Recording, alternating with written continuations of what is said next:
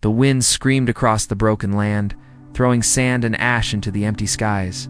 No trees, no clean water. Just rocks, ruins, and old bones. Lyra stood alone beside a cracked satellite dish, wrapped in a thin, torn cloth. Her purple skin was scratched, her black eyes hollow with hunger. She was once a daughter of nobles now, just another homeless alien, forgotten on a dying planet. Every day she waited for a ship, a kind soul, anything. But no one ever stopped, no one ever helped. Today seemed no different, till she heard a rumble in the sky. Lyra looked up. A small metal pod was falling fast. Fire trailed behind it. It spun wildly, then crashed into a nearby hill with a loud boom. She flinched, but didn't run. Curiosity overpowered fear. Crawling over the rocky slope, she reached the wrecked pod. The door hissed open. Smoke poured out, and then a human stumbled out. He was tall, dirty, with short brown hair and cuts all over his arms. His right arm was bleeding badly. He coughed, breathing heavy. Lyra stepped back, unsure what he'd do. The human noticed her. He froze.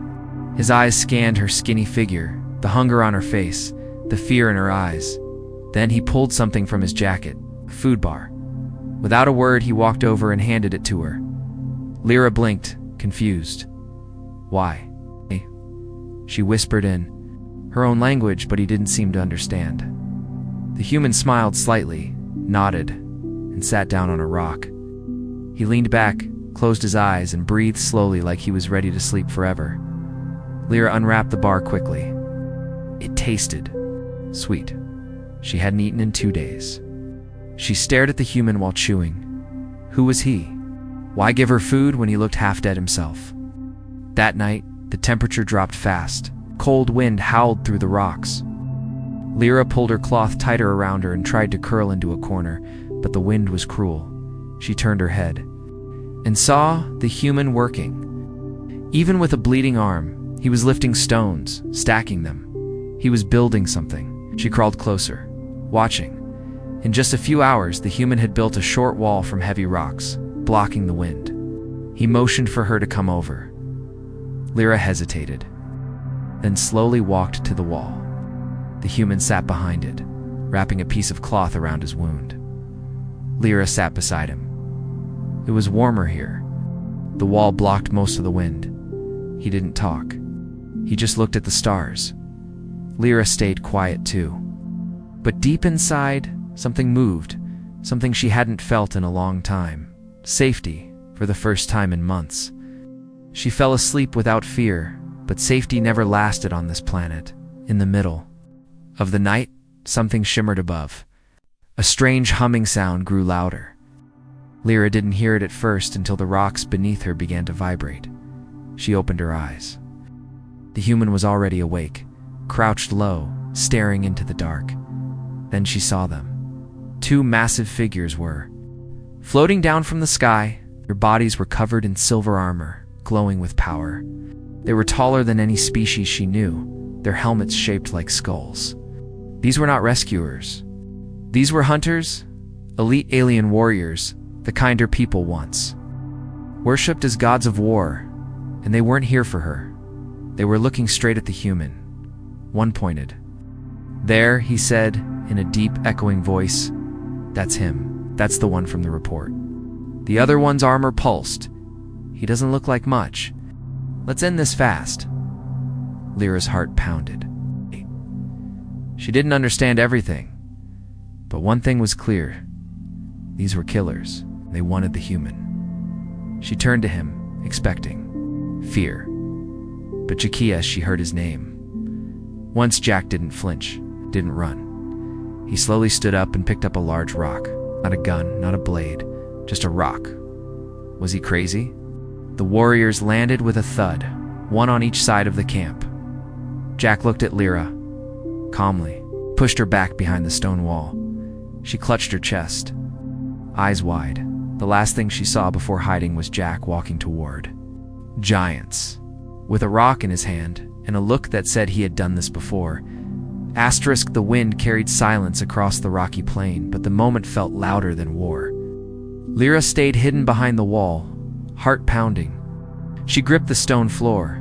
Beneath her, with trembling fingers, listening to footsteps, heavy ones crushing dirt and loose rocks nearby, the armored giants moved like machines. Their silver boots sent out quiet pulses of energy with each step, making the ground hum. Jack didn't speak.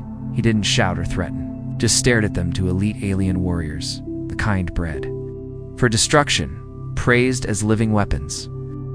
Their armor reflected the dying moonlight. Each one had a plasma blade on one hip and a shoulder cannon on standby. To them, a human was prey, an easy mark, a mistake to clean up. Jack's only weapon was a rock, not just a rock, a boulder. Lyra peeked and saw it now around, cracked on one side, but heavy and tall as her chest. Somehow Jack had moved it from the base of the hill during the night while she was asleep. It now sat at the edge of the path, right between where the warriors would have to pass. The first warrior stepped forward, scanning Jack. "You're unarmed," he said in standard galactic. "Give us the map chip and we'll end this quick." Jack said nothing. His eyes flicked down to the boulder, then to the slope behind it. Lyra saw the smallest twitch of his hand, brushing some dirt behind his boot like he was measuring. The second warrior chuckled. "He's mute. Or maybe he's praying. Not that it'll help," raised his hand. A soft hum charged in the air, the signal of an energy cannon powering up. That was when Jack moved. He ran out toward them, but around. Fast. Faster than Lyra expected. He reached the top of the small incline behind the boulder, took a deep breath, and kicked down with all his weight. The boulder rolled, but it wasn't random. It rolled straight down the slope with perfect timing, crashing toward the first warrior, who didn't expect such a primitive attack. Too late. The boulder slammed into his knees, smashing through the metal guards and toppling him backward. He grunted, his armor flickering with sparks as he hit the ground hard. The second warrior aimed, but Jack didn't stop. He sprinted straight at him, grabbed another fist-sized stone from the dirt, and threw it at the alien's faceplate. The shot cracked the visor. Alien staggered. Jack closed in, ducking a swipe from the plasma blade.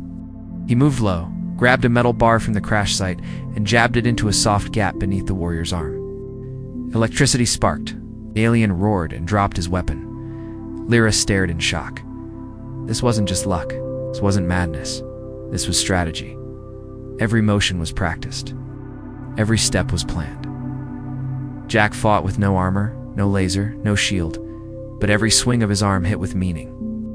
He used the terrain, the tools around him, the enemy's pride. The second warrior recovered fast, slammed Jack in the side with a heavy punch, and sent him rolling across the ground. Jack groaned but pushed up, coughing blood. The first warrior got back on his feet, limping now, furious. Enough of this. Burn him. Both warriors stood shoulder to shoulder and raised their arms. The air began to vibrate. Twin plasma blasts lit up between them. Lyra's heart stopped, but Jack was already moving. He dove behind the boulder just before the blasts tore into the dirt. Missing him by inches, rocks exploded around him. Smoke rose, then silence. Lyra gasped, crawling forward. No, the smoke began to clear. The warriors advanced, confident. One of them laughed again. Primitive little, he never finished. Jack leaped from behind the boulder, bloodied but alive. He held a jagged steel panel in both hands and drove it like a blade into the first warrior's neck joint. The alien screamed. The second turned. Dad. But Jack was too close now. He shoved the boulder again hard right into the second's leg. Crack. The giant fell. This time, Jack climbed on top and punched down with a rock until the helmet gave way. One hit. 2. 3. Then silence. Lyra couldn't breathe. The gods were dead, and a bleeding. A tired human had done it with stone and scraps. She crawled out. Slowly, unsure if she was dreaming, Jack turned, breathing heavy. His eyes met hers. No smile, no victory dance. Just a tired nod. Lyra stepped over the broken armor and bent down. Her fingers brushed the ruined helmet of one warrior, She looked at Jack and whispered, You defeated my gods." Jack didn't reply. He just looked up at the stars again, if expecting more to fall. And from somewhere far in the sky, something did blink. A ship. Watching. They weren't alone anymore. Asterisk Lyra could barely hear anything but her own breath. It came sharp and fast, like she had been running but she hadn't moved at all. Her back pressed against the wall of stones Jack had built, but it felt too thin now, too small to hide behind. Those two alien warriors weren't just large, they were dangerous in a way she couldn't describe. Their footsteps were steady, slow, and full of something she hadn't felt in a long time. Power. She dared to peek past the stone edge. The armored giants stood a few meters away. Their silver bodies gleamed in the pale light and heat shimmered from the vents along their backs. Their hands didn't rest near their weapons like soldiers. No, they knew they didn't need to hurry. To them, this was easy, a hunt with only one outcome. And still, Jack stood there, tall in the dust. His shirt was torn, one sleeve stained. With dried blood, he didn't hold a blaster or blade, just dirt-covered hands and quiet eyes. He looked small, broken even, but he didn't flinch. The taller of the two warriors stepped forward and raised his helmet slightly, revealing a face. With smooth blue skin and dark lines running across his cheekbones, his voice echoed with tech inside his armor. "You are the one who interfered with the command ship," he said. "The human who accessed the core. You shouldn't exist." Jack said nothing. The other warrior turned his head toward Lyra's hiding spot. "We sensed a second life form," he muttered. "Scan shows she's nothing." Jack shifted his foot just a little, but it caught the warrior's attention. The shorter one drew a blade from his hip. Long, glowing, humming with charge. That's when Jack moved. He didn't run away. He turned and sprinted not directly at them, but along a curved path, kicking up dust. Staying just far enough to make them chase. They did. Both warriors gave a shout and activated their boots, small thrusters flaring under them. They lifted off the ground slightly, hovering fast toward him. Jack didn't look back. Instead, he leaped over a cracked piece of metal the edge of his crash pedant. Grabbed something round and large behind it. The boulder. Lyra's eyes widened. She hadn't even noticed it before. Jack must have rolled it halfway across the valley while she slept, as the warriors closed in. Jack spun around the boulder and disappeared behind the hill's curve. The first warrior reached the top of the slope, and that's when it happened. The boulder came flying down. It didn't roll slowly. Jack must have pushed it with perfect timing, letting gravity take over. It roared down the hill, smashing into loose rocks, sending sparks as it scraped metal debris. The warrior didn't expect it. He raised his arm just as the boulder slammed into his legs, bending the joints backward. He roared in pain and tumbled down the hill, crashing against the side of the pod. The second warrior reacted fast. He fired a plasma shot in Jack's direction. But Jack was already gone, again ducking behind another wrecked engine piece. Lyra held her breath as fire hissed across the landscape. She could hear Jack moving, always a few steps ahead.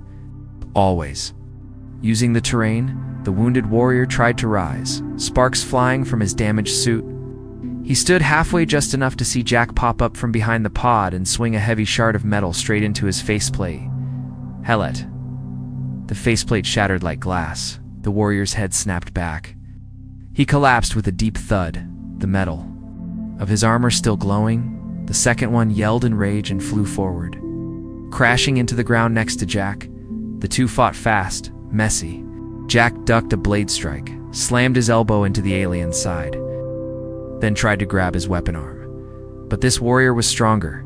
He picked Jack up and threw him hard into the dirt. Jack hit the ground, rolled and groaned. The alien raised his blade. "I will make you suffer for this insult." But Jack rolled just as the blade came down, catching only rock. Sparks flew. Jack grabbed a sharp piece of wreckage and stabbed the warrior in the knee. Forcing him down, he jumped onto the warrior's back, pounding with both fists, trying to pull wires, break armor, rip off the helmet. The alien flipped, throwing Jack again. But he was slower, now injured. Jack didn't stop. He charged, ducked under a wide swing, grabbed the rock he'd used earlier, and smashed it into the warriors. Helmet over and over. Lyra couldn't look away. This wasn't just a fight, it was survival. And Jack, this quiet, strange human, was winning. Finally, the second warrior fell. Jack stood over him, chest rising and falling, blood dripping from his eyebrow. His hands shook, but his eyes were calm. Lyra slowly crawled from behind the wall. She looked at the broken bodies, giants in armor, and then at Jack. "You defeated them," she whispered, voice soft like a prayer. Jack turned toward her and knelt. Breathing heavily, he picked up a smaller stone, tossed it in the air, and caught it. "Just rocks," he said, "but it's about how you use them." Lyra stared at him, unsure if she was more afraid or amazed. Then something in the sky caught her eye. A blinking light. It's moving slowly, another ship. Watching, and this time, it didn't look like it was coming to help. Asterisk smoke rose from the ground in twisting trails. The broken bodies of the two elite warriors lay still, metal armor cracked like old bone. Lyra moved closer, her bare feet stepping carefully between shattered parts and scorched earth. Her heart still pounded like a drum in her chest, but her fear had started to twist into something new. Wonder. She stood beside the first fallen warrior, the one Jack had taken down with the rolling boulder. The massive armor was dinted deep, and blue blood leaked from underneath the helmet. Her kind had once told stories about warriors like him, how they were unstoppable, chosen by ancient machines to carry the will of their creators. They were seen as gods, guardians, executioners. Now, one lay silent. Killed not by energy weapons or fleets, but by a man who didn't even wear shoes. Lyra slowly looked over at Jack. He was crouched next to the second body, hands bloody, pulling wires. From the wrecked chest plate, his face was tired, but focused. There was no victory in his eyes, no celebration, only preparation. "What are you doing?" Lyra asked, her voice still soft. Jack didn't look up. They called in someone. "A ship," he said. "Maybe a scout. Maybe worse." Lyra looked toward the sky. She could barely see it, a blinking light, moving in slow, wide circles. It hadn't landed. It was watching. "More will come," he added. She took a shaky breath. How did you do? "This, you had nothing," he paused. "I had terrain. I had instinct, and I had time to plan." Lyra crouched beside him, watching his hands.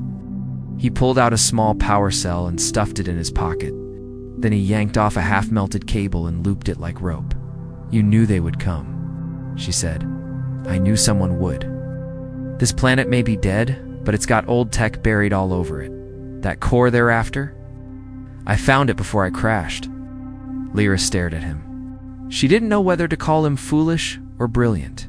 "These warriors," she said slowly, "they were trained in orbital war academies.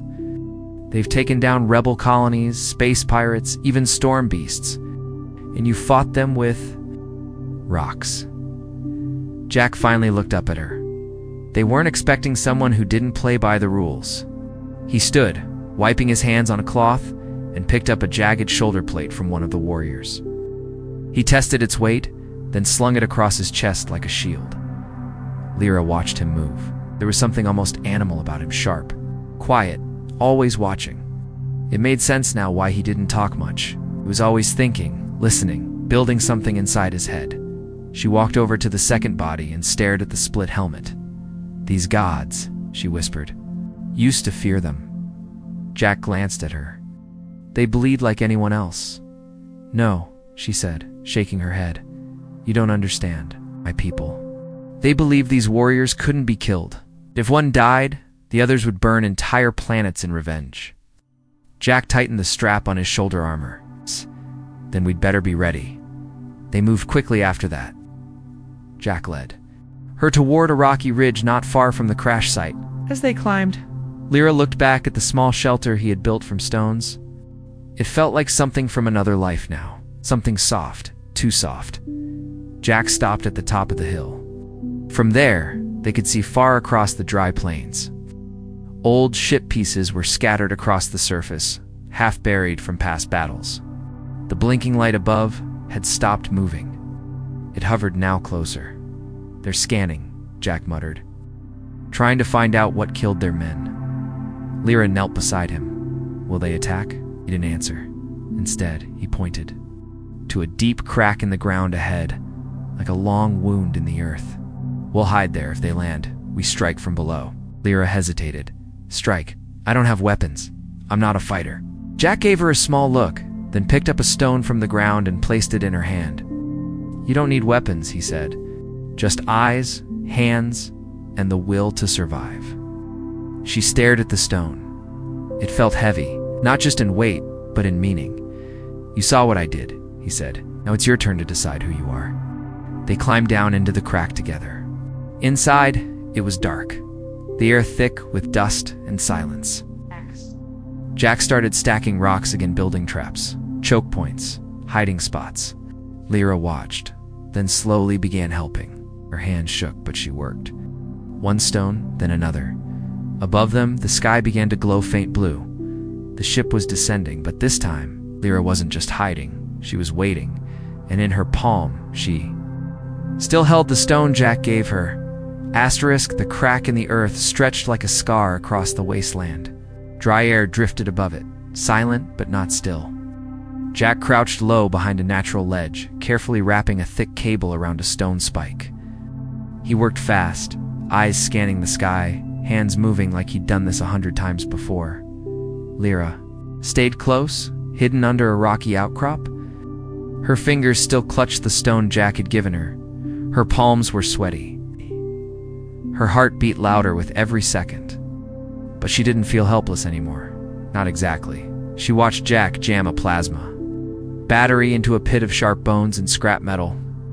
He was setting traps, simple ones, but deadly if triggered right.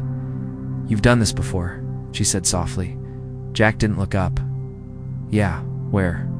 "A place not much different from this. My squad was outnumbered. We didn't have weapons, just rocks, rusted tools, and time. Did they survive?" Jack paused, then whispered some. Lyra didn't ask more. A loud humming noise broke the silence. She looked up. The ship had arrived. It hovered above them like a silent moonwide, dark with red lights crawling across its surface. It wasn't a cargo ship. It wasn't a rescue vessel. It was something else. A Hunter-class corvette, big enough to carry 20 soldiers. Fast enough to leave before anything fought back. Jack didn't blink. He pointed to the narrow choke in the trench. "They'll drop a squad there. It's open. It looks like the perfect ambush spot, but that's where we are." "Exactly." Lyra's throat tightened. "So, we're the bait." Jack nodded. "We don't run. We make them regret coming." She wanted to say that was madness. But then, again, he already made 2 walking gods regret it. Minutes passed like hours. The ship's engines roared above, and then they powered down slowly, carefully. It was landing. Jack motioned for her to move back and lie flat. She did. She could hear it, metal doors opening, heavy boots hitting the ground. Multiple voices, footsteps, orders, and then she saw them. Aliens in dark armor, smaller than the last 2, but faster. 6 of them, one held a scanner, the others had rifles that hissed with blue light. They moved with precision. "Signal is here," said one. "Hostile confirmed. To dead units on surface. High threat." The squad leader barked, "Recover data. Eliminate survivor. Bring back the girl." Lyra's breath caught in her throat. They knew she was alive. One of the soldiers stepped closer to the edge of the trench, peered down, and that's when Jack pulled the wire. The cable yanked a series of loose rocks overhead. They fell like thunder, smashing into the trench walls. One soldier screamed, hit by a falling stone. Another slipped, rolling down into the hole. Jack jumped out from cover and threw a sharpened metal rod straight into the 3rd soldier's chest. The hit was brutal, fast, and silent. The armor cracked, chaos exploded. The leader shouted, "Human contact.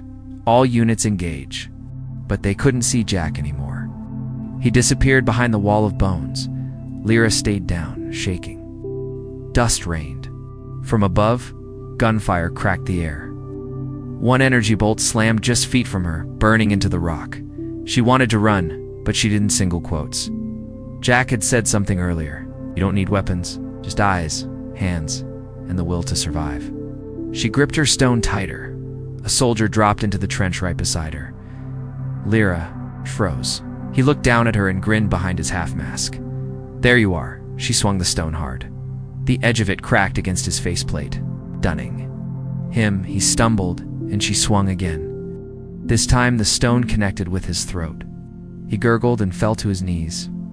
Jack appeared behind him and finished the job. He looked at Lyra.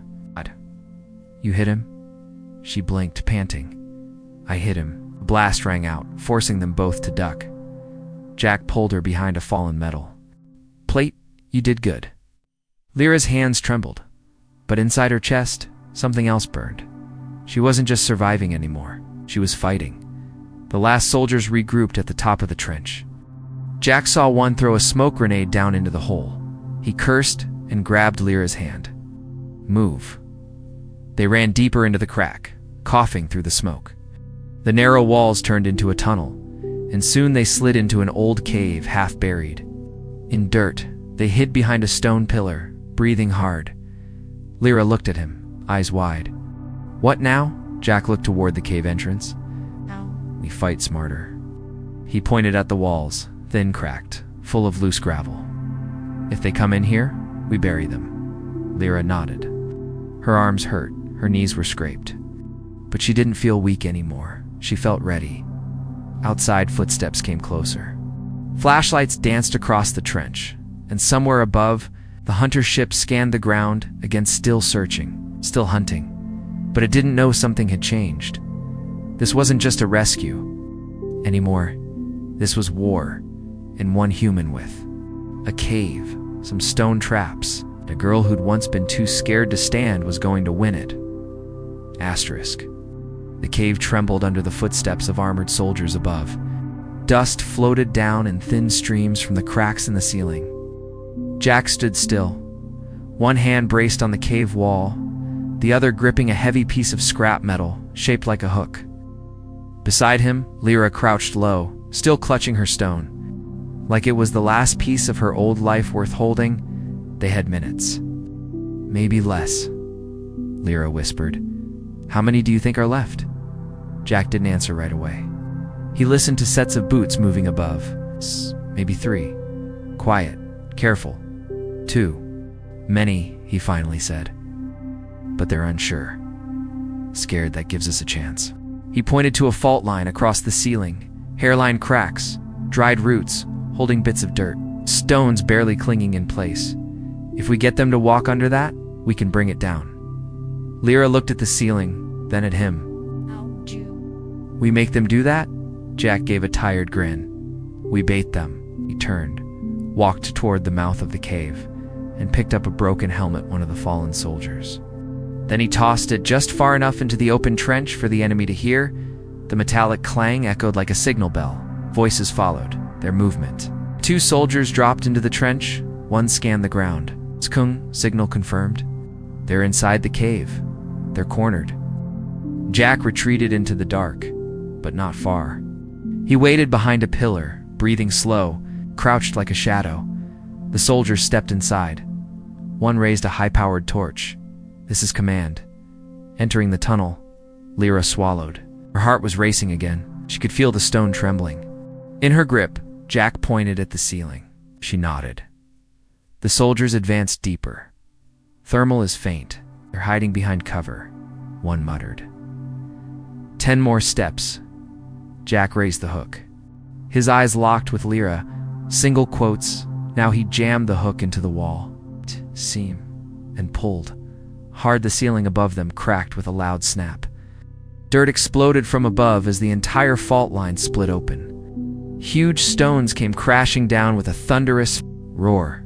The first soldier screamed before he was buried completely. The second tried to run, but the falling debris struck his leg. He crumpled, pinned beneath a wall of jagged rock. Silence followed, thick, heavy. Then a gurgling sound came from the trapped soldier. He's barely conscious, reaching for his communicator. Jack dashed forward and kicked the device away. Lyra followed. "Did we get them all?" Jack shook his head. "No, one more out there, the leader. He didn't follow them in." A deep, echoing voice rang out from the trench. "Human, alien girl. I know you hear me." Jack and Lyra froze. "I am Commander Rorix of the Iron Blade Regiment. I've seen what you've done. You've killed 2 of our best, ambushed my men.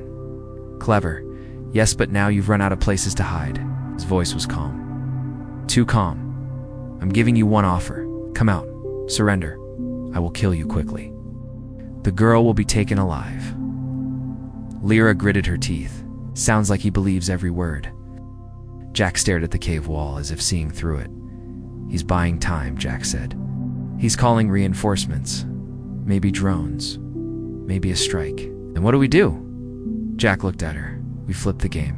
He stepped back toward the tunnel and grabbed 2 plasma cores from the dead soldiers. One was damaged, but still glowing. The other blinked, softly armed, but unstable. Lyra watched as Jack began wiring the cords together with ripped cords and fragments of battery nodes. "What is that message?" he said. Jack worked fast, sweat dripping from his chin. It was done. He tied the device to the broken helmet. "Here's what we do. I'll toss this near the edge. When he comes to inspect, we trigger it remotely. Enough blast to cripple his armor, maybe even destroy the ship if it's landed too close." Lyra's eyes widened. "That could kill us too." Jack gave a tired laugh. "Only if we're still here." He reached into his bag, pulled out a signal, transponder, and handed it to her. "When I say now, press this button. Only once. Got it." Jack crouched low, ran up to the edge of the cave, and slid the helmet with the bomb across the ground like a bowling ball. It stopped just outside the mouth of the trench. Commander Rorix spotted it immediately. He stepped closer, scanning. "Still fighting with toys, human? Your tricks grow old," Jack shouted. "You want the girl? Come get her." The commander's helmet hissed as he charged his weapon. "You have one chance left, Jack. Die hiding or die standing," Jack whispered. "Now?" Lyra pressed the button. The helmet exploded. A massive boom lit the trench in orange and blue fire. The shockwave shook the entire cave system. Rocks fell. Dirt rained down. Jack and Lyra hit the floor and covered their heads. When the sound faded, they lifted themselves slowly. Outside, the trench was on fire. Part of the hunter's ship had been blown open, its ramp twisted like melted steel. The commander's armor was smoking, and he knelt in the dirt, one arm gone. Lyra stared, stunned. "He's still alive." Jack nodded. "Then we finish it." He grabbed his hook again. But before Jack could move, Lyra stepped forward. She walked out into the trench. Her feet cracked over burning stone. Her body shook, but her face was steady. The commander looked up at her, one eye visible through his cracked helmet. "You're no warrior," he growled. Lyra raised the same stone she had used earlier. "No," she said, "but I'm not your prisoner either." She brought the stone down, and the fire swallowed them both in light. Smoke hung over the trench like a curtain. Fire had burned through most of the wreckage, leaving only twisted metal, shattered gear, and scorched dirt behind. The commander's ship, once sleek and dark, now leaned sideways half its hull. Torn by the explosion Jack and Lyra had triggered, no backup had arrived. No more enemies came from the sky, because no one expected a lone human and a ragged alien girl to survive. And yet, there they stood. Jack limped toward the edge of the trench. Coughing, his shoulder bleeding again, he moved slow, but with purpose, stepping over rubble, past 2 burned-out helmets. His eyes scanned the destruction until he saw her. Lyra sat quietly beside the fallen body of Commander Rorix. Her stone was still in her hand. The armor beside her was shattered. Her face was blank, as if trying to understand everything at once. Jack called to her, "You okay?" She turned to him slowly. Her voice came out hoarse. "I didn't think I could do it." He didn't have to, but I did. She looked down at her hands. He said I was property. I'd always be weak. Always be used. Jack crouched beside her, wincing at the pain in his ribs. He was wrong. She glanced at him. I wasn't supposed to fight. I was raised to serve nobles, to smile, to obey. But when I saw you stand against them, alone, with nothing but rocks and scars, it made me think maybe I could stand too. It gave a small smile. You didn't just stand, you ended it. Lyra let out a shaky breath and finally dropped the stone. It landed with a soft clink, the echo of a final blow. For a long while, they didn't speak. The only sounds were the gentle crackling of fire and the quiet wind. Then Jack stood, reaching down to help her up. We need to move. That ship might still send a signal. Others could come. Lyra took his hand and rose to her feet. How? Where? Will we go? Jack looked out across the horizon. A broken, wild world lay ahead, scarred by old wars and forgotten battles. But in the distance, far beyond the burned trench, a soft shimmer rose like heat waves. North, he said. An old supply station buried under the sand. If we can power it up, we might find comes, maybe even a way off-world. She hesitated. And if someone else comes? Jack glanced back at the battlefield they left behind. Then they'll find 2 survivors, not 2 victims. They started walking slow at first, then steadier. Lyra stayed close, but her steps felt different now. Stronger. She didn't stare at the ground anymore. She looked up. Forward. The planet no longer felt like a prison, as the sun rose slowly over the ash-colored horizon. Light touched the cave where they had hidden, the trench where they had fought, and the rocks Jack had used to turn the tide. At the top of that trench, Lyra paused. She turned, picked up a small stone from the ground, the same kind Jack had thrown. At Godzan, placed it gently on a piece of the fallen ship. Then she whispered something in her own language, a goodbye, or maybe a promise. Jack watched but didn't ask. He simply nodded when she returned. They walked until the battlefield disappeared behind them, and then walked farther still. Days passed. They reached the station, Jack remembered. It was half buried in sand, walls caved in, but it still had power. Jack rerouted the energy from the old solar panels, rebuilt the signal antenna by hand. By the 3rd sunrise, they sent a beacon. It wasn't fancy, it wasn't loud, but it was enough. On the 4th day, shadow moved across the clouds, a ship not. An enemy this time, a trader vessel from the outer belt. The pilot almost didn't land, but the sight of 2 figures waving from the sand with a signal flare changed his mind. Jack and Lyra boarded together. They didn't speak much to the pilot, just enough to ask for a ride off the planet. Jack showed him the remains of the Hunter-class wreck through satellite scan. The pilot blinked, stunned. You 2 did this? Jack only shrugged, but Lyra said, no, he did it. I just learned to stop being afraid. The ship took off, engines rumbling as they rose into orbit. The world below shrank smaller and smaller. In the window, and as stars filled the sky, Lyra looked at Jack and asked, do you think they'll come after us again? Jack leaned back and closed his eyes. Probably. Then what do we do next? He opened one eye and smiled. We build. She blinked. Build what? Jack looked out the window. A new home. End of story, from a rock in his hand to a legend in the stars. It came as survivors. It left us something more.